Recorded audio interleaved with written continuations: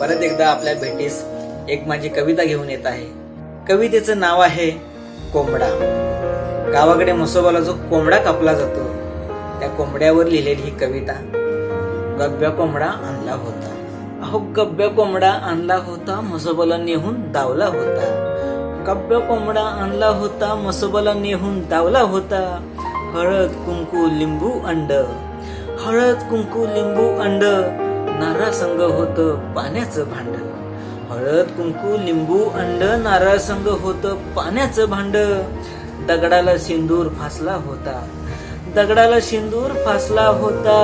जणू कोंबड्याकडे पाहून हसला होता, जणू कोंबड्याकडे पाहून हसला होता। एक कोंबडा एक सुरी, एक कोंबडा एक सुरी, तोंडात तेवढं शेवटचं पाणी, तोंडात तेवढं शेवटचं पाणी।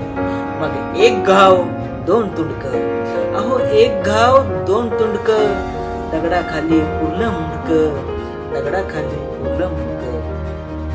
धड घरला आणलं होतं, अहो धड घरला आणलं होतं, चौधार कालवण केलं होतं।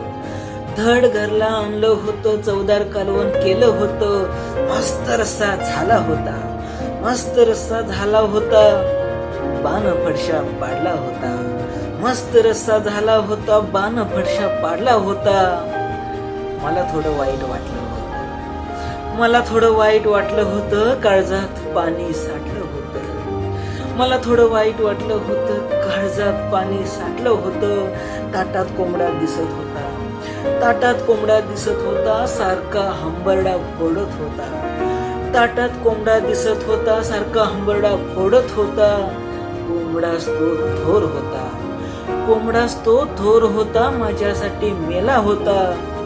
वेगळी माझ्या ज्ञानानं निष्पाप बळी केला होता, वेगळी माझ्या ज्ञानानं निष्पाप बळी केला होता। अशाच आणखी भन्नाट गावरान कविता ऐकण्यासाठी आमचा वचनातले शब्द हा चॅनल सबस्क्राईब करा आणि बाजूला असलेल्या बेल आयकॉनवरती क्लिक करून आवडले तर लाईक, कमेंट आणि शेअर करा। धन्यवाद।